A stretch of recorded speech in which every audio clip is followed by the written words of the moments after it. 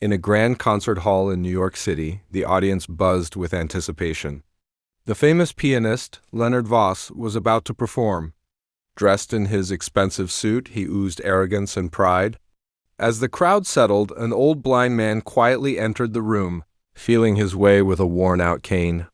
His clothes were simple, and his eyes, clouded by blindness, told stories of pain and sacrifice. His name was Samuel Turner, a Vietnam veteran who had lost his sight during the war but never his spirit. Samuel had once been a passionate musician before life took everything away from him. He had come to this event only to hear the music he had once loved so deeply.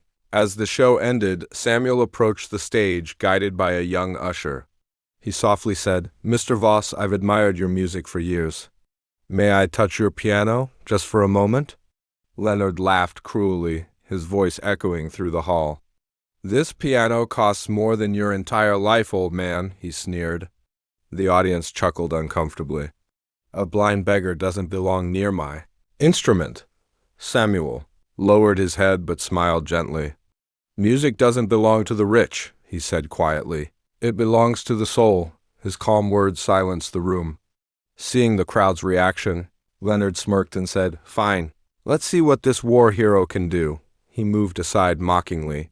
Samuel slowly sat down at the piano, his fingers trembling at first, then finding their way across the keys as if they remembered an old friend.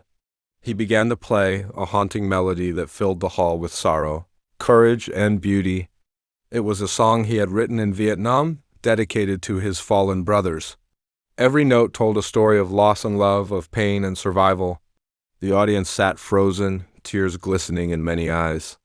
When Samuel finished, the hall erupted in thunderous applause. Even Leonard stood speechless, his arrogance replaced by awe. He stepped forward and whispered, "I've never heard anything like that in my life." Samuel smiled faintly. "That's because, son," he said, "you were playing music with your hands.